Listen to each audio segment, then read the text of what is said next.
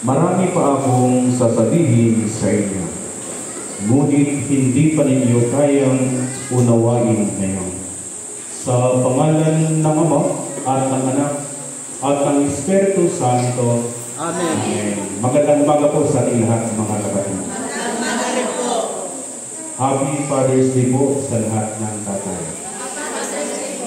Ganon din po sa gustong magiging tatay. Meron ba dito? Marami.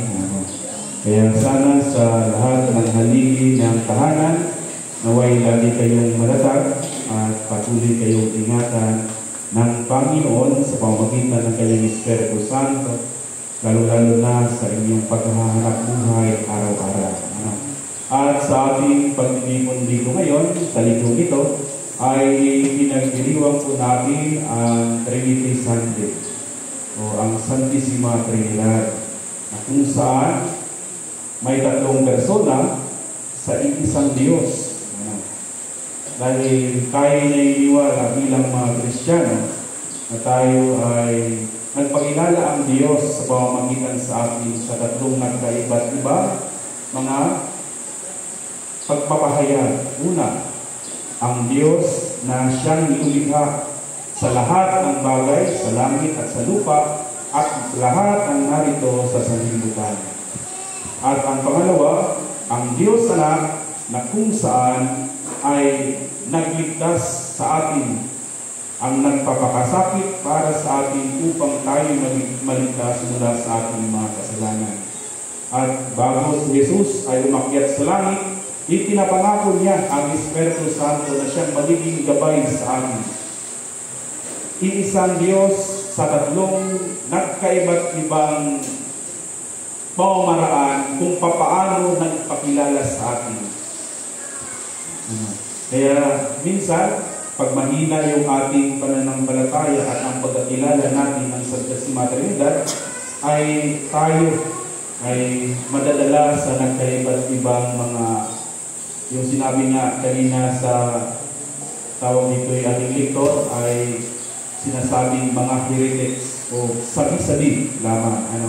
Kaya sana sa atin ay mas lalo nawa natin maunawaan kung papaano gumagalaw sa bawat isa sa atin ang tatlong personang nagpakilala sa atin sa isang Diyos.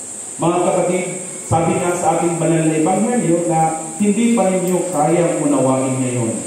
Pagdating ng Espiritu ng katotohanan, tutulungan niya kayo upang maunawaan ninyo ang buong katotohanan. Kaya nawa sa atin dito ngayon ay pinakailangan lamang natin na maunawaan natin kung ano yung Espiritu Santo. Ano yung gawa ng Espiritu Santo? Unang-una, ang rule ng Espiritu Santo ay yung mag-guide sa bawat isa sa atin. Kaya nga tayo, paano tayo mag-sign of the cross? Sa pangalan ng Ama at ng Anak at ng Espiritu Santo, diba, sa ating mga balikat? Dahil tayo naniniwala na sa pamamagitan ng Espiritu Santo, tayo ay patuloy na ingatan at bigyang direksyon sa dapat nating tahakin. Pangalawa, ang magsalita. Ang magsalita tungkol sa katotohanan. Ito yung gawa ng Espiritu Santo. Na hindi niya tayo hayaan kung hindi. Ang Espiritu ang siyang magsasalita para sa katotohanan. At ang pangatlo ay ang magpahayag sa katotohanan. Reveals God's truth. Kaya naway alam natin sa ating mga sarili na tayo ay patuloy na nilulukuban ng Espiritu Santo sa pamamagitan ng kanyang paggabay, sa pamamagitan ng ating pananalita, at sa pamamagitan ng pagpapahayag natin sa mabuting balita. Ito ba yung ginagawa natin bilang mga kasapi ng simbahang Iglesia Pilipina Independiente? Tayo ba'y niwala na tayo ginagabayan ng Espiritu, nagsasalita sa pamamagitan ng Espiritu Santo, at nagpapahayag tungkol sa katotohanan ng ating Panginoon? Lagi natin pangapagandaan, mga kapatid, ang Espiritu Santo ay nagpo-provide siya ng clarity and understanding sa nagkaiba't ibang aspeto sa buhay nating mga tao. Ito yung nagbibigay sa atin ng kaliwanagan. Tulad ng isang kwento. Kwento ng isang taong tamad. May isang lalaking napakatamad na ang nasa isip niya ay mabuhay siya na hindi man siya nagpapakahirap. Hindi siya kinakailangan magbungkal ng lupa. Hindi niya kinakailangan magbanat ng buto, magpakapagod sa trabaho para siya ay mabuhay. Isang araw, lumabas siya sa kanyang tahanan. At ang nasa isip niya ay ang magnakaw, mamitas ng isang prutas na tinatawag na mansanas. Nung magpitas na siya ng mansanas, nakita siya ng isang magsasaka. Kaya nung nalaman niyang nakita siya ng magsasaka, lumapit sa kanya yung magsasaka. At sa sobrang takot niya dahil siya'y nagnakaw ng mansanas, tudo ang takbo niya at hindi niya namalayan na siya pala'y napunta sa isang kagubatan. At doon sa kagubatan, nakikita niya yung isang lumpong uso. Wala nang dalawang paa. Pero, inoobserbahan niya na para bagang tuwang-tuwa pa rin yung uso. Yung lobo. Tuwang-tuwa pa rin. Parang tahol yung lobo. Nakikita niya na natutuwa sa buhay, nasa kabila ng kanyang kapansanan. Pero nung kanyang tinitigan at inoobserbahan, mayroong isang parating na leon na tangay-tangay ang kapirasong kanin. Di sa sobrang takot niya, para may ligtas niya ang kanyang sarili, umakyat siya sa puno ng kahoy. At pinagmasdan niya yung lubo at yung leon. Wala namang magawa yung lubo sa kanyang sarili kung hindi ang magtahan dahil hindi na nga siya nakakalakad. Nagsusumikap na siya lumakad, ngunit hindi na siya makakalakad dahil dalawa na lamang yung kanyang paa. Pero ang ginawa ng leon, ibinigay yung kapirasong karning tangay-tangay niya doon sa isang lobo. Napagtanto ng isang lalaking tamad na meron palang plano ang Diyos. Na hindi pala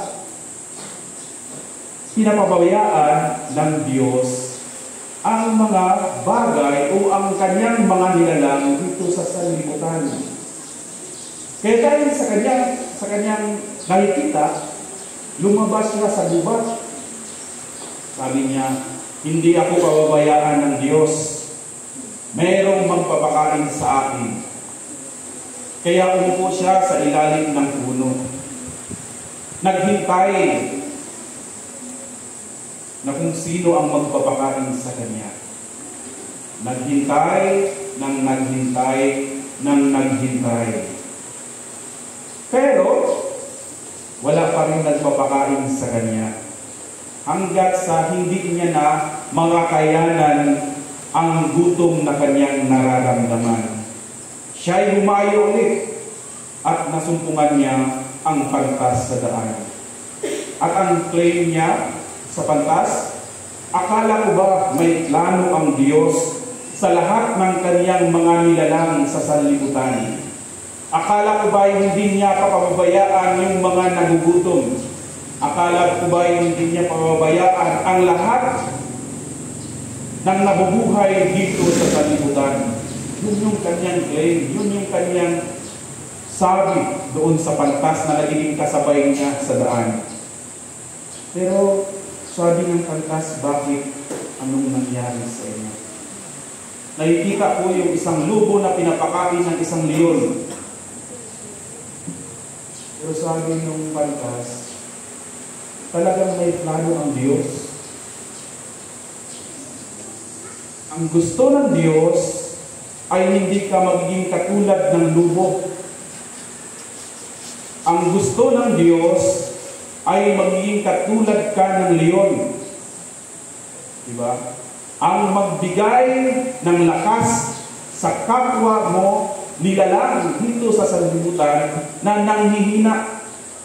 Ayaw ng Diyos na ikay magiging katulad ng lobo na wala nang ginagawa sa buhay. Gusto ng Diyos na ikaw yung nagpapalakas sa lahat ng mga nangangailangan. Ganun din sa bawat isa sa ating mga kapatid. Sa buhay natin, ang moral lesson doon sa kwento ay to accept condition as they exist. Ibig sabihin, tanggapin natin ang lahat ng meron o lumalabas at nararanasan natin sa buhay natin ito. Hindi yung tayo nagre-reklamo. At ang pangalawang moral lesson sa kwentong ito ay to accept responsibility for changing others. Diba? Sa simpleng gawa natin, kung tayo naniniwala at tayo pinaghaharian ng Espiritu Santo, sa simpleng gawa pagpunta lamang natin sa simbahan, linggo-linggo, hindi natin namamalayan na nakapagpa-inspire na pala tayo ng ibang tao. Diba? Hindi natin namamalayan na meron na pala tayong na-inspire na ibang taong magsimba. Bakit? Dahil minsan tayo ay mga marites. Ano kaya nakuha ng pula na? Ba't lagi siya nagsisimba linggo-linggo?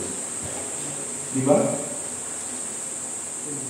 Sa katagalan na nag-uobserba sa iyo, pumapasok sa isipan niya ay, ano po kaya kung ako'y magsimba dito?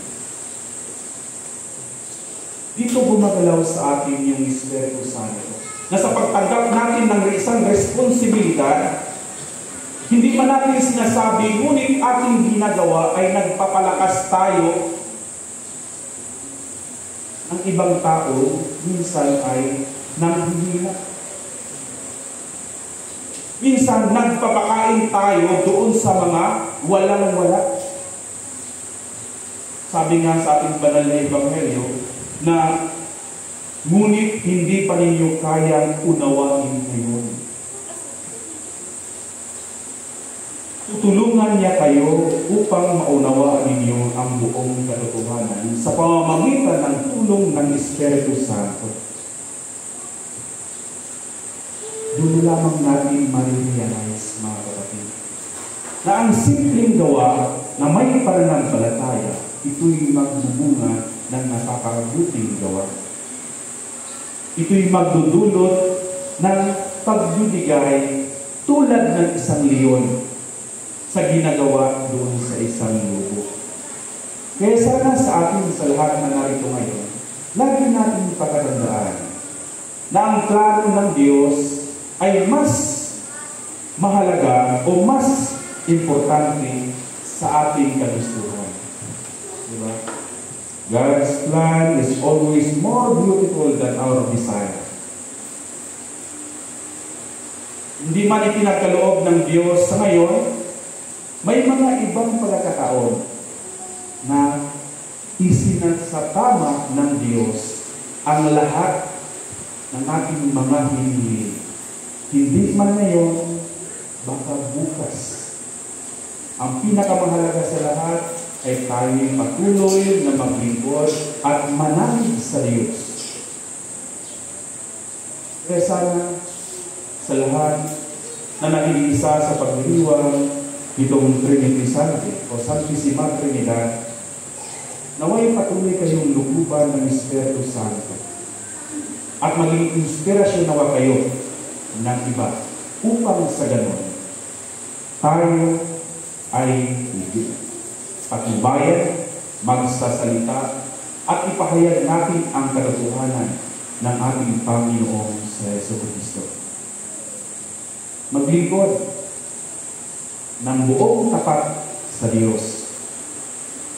Dahil na minsan ay nami-misinterpret natin yung Espiritu na ipinagkaloob ng Diyos sa atin. Di ba? Tulad ng lalaking tamad.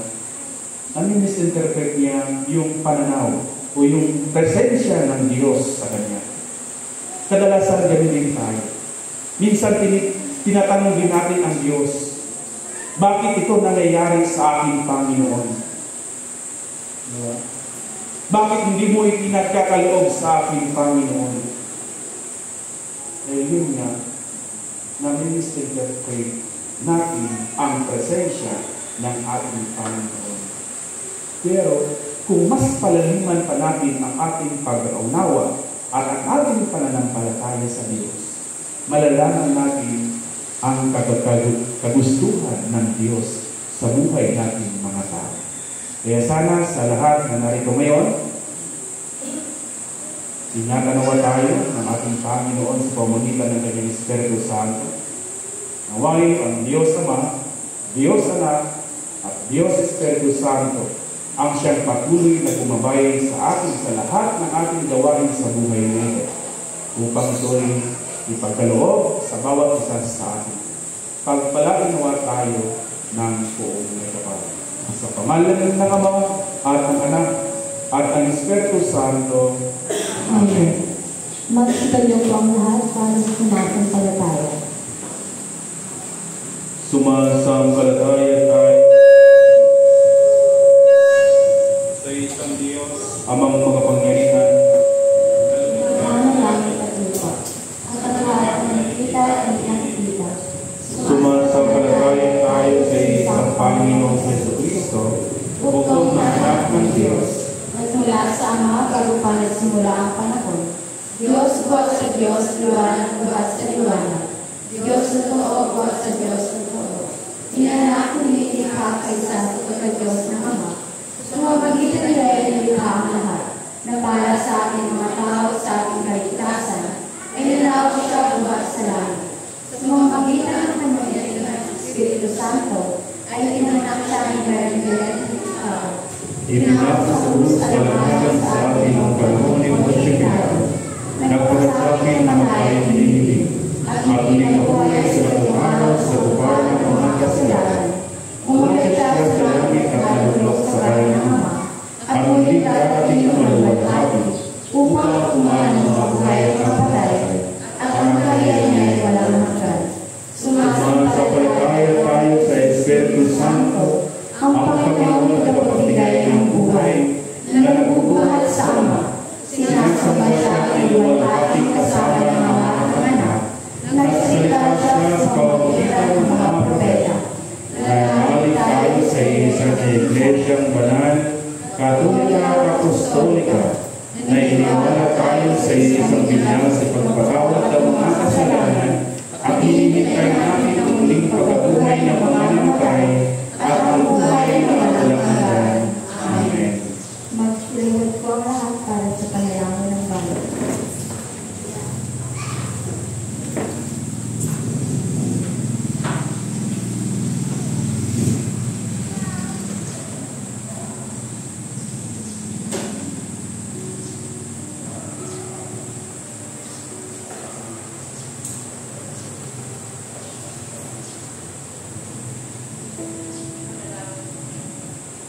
Manalangin tayo para sa mga Iglesia ni Jesucristo at para sa lahat ng tao ayon sa kanilang pangangailangan. Makapangyarihan at walang hanggan Diyos, itinuro mo sa amin sa pamamagitan ng iyong banal na salita na manalangin at pagpasalamat para sa lahat ng tao. Isinasamo namin sa iyo na tanggapin ang aming mga panalangin na iniaalay namin sa iyong mga Diyos na kamahalan.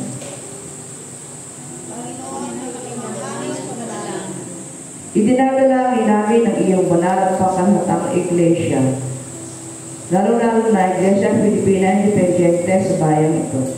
Puspusin mo ito ng katotohanan, katwiran at kapayapaan, at ipagkaloob mo sa lahat ng sumasampalataya sa iyong banal na pangalan, na magkasundo sa katotohanan ng iyong banal na salita, at sama-samang mamuhay sa pagkakais at pag-ibigan. Manalangin tayo. Panginoon, paigyan mo aming panalangin. Bigyan mo ng biyaya ang mga makalangit ang lahat ng obispo, pare, diakono at mga seminarista. Lalong-lalo na si Joel Perlares, ang aming obispo Maximo, si Right Reverend Arnold Damayan, ang aming obispo diocesano, at si Reverend Father Randy Madhos na aming pari. Sa pamamagitan ng kanilang pamumuhay at pagtuturo, ay maipahayag na nila ng buong katapatan ng iyong tunay na bibigay buhay na salita at mapamahalaan ng iyong mga banal na sakramento. Manalangin tayo. Panginoon, painggan mo ang aming panalangin. Isinasamo rin namin na patubayan mo ang mga puso ng lahat na namumuno sa pamahalaan ng bayang ito at sa iba't ibang bansa. Magpasya naman sila ng buong talino at may katarungan at mapalaganap nila ang kalayaan, kapayapaan, kagalingan ng iyong bayan. Manalangin tayo. Panginoon, painggan mo ang aming panalangin. Sa katauhan ay pagkaloob mo ang iyong makalangit na biyaya, lalong-lalo na sa third Sunday Mass sponsor na sina Dondon Ricanya at pamilya, Melet Ricanya at pamilya, John Ricanya at pamilya, Melanie Sevilla at pamilya, Fermin Pegalan at pamilya, Adrian Lian at pamilya, Joel Pegalan at pamilya, Edwin Pastrana at pamilya, Janet Ricanya at pamilya, Joey Apostol at pamilya, Romulo Rey at pamilya, Napoleon Perlas at pamilya, Leticia Villavicencio at pamilya, Benjamin Candelaria at pamilya, Rodolfo Candelaria at pamilya, Marcelita Encinas at pamilya, Flomar Saludes at pamilya, Norberto Ricanya, Irene Medina, Hernani Rianzares, Henry Ricanya, Camilo Piegalan, Gerardo Rianzares, Benvenido Rianzares, Nanette Manalo at ang buo nilang pamilya. At ang nagdiriwang ng kanilang kaarawan na sila Michael Castillo, Rose Ann Pernia, Divine Grace Perlas, Christina Perlas, Adela Manalo, Eliza Sarmiento, Christopher Frias, Christine Frias, and Mary Grace Mali.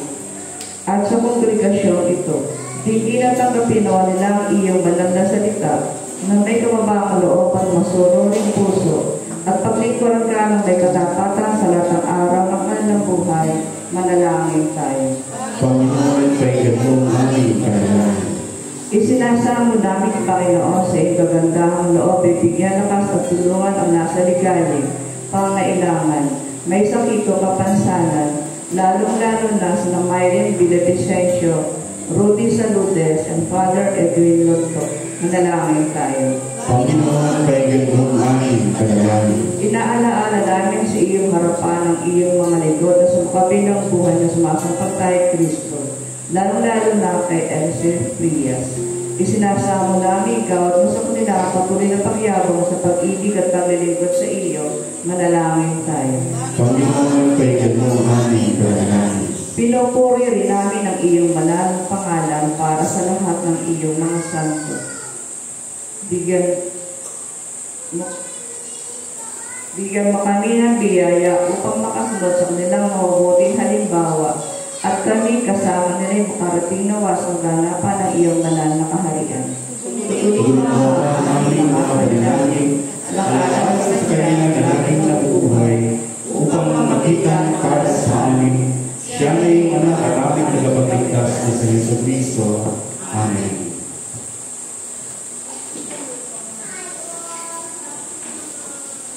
Mga kapatid, tayong katawan ni Kristo sa pamamagitan ng isang Espiritu. Tayong lahat ay pinag-iisang katawan ng tayo'y binyagan.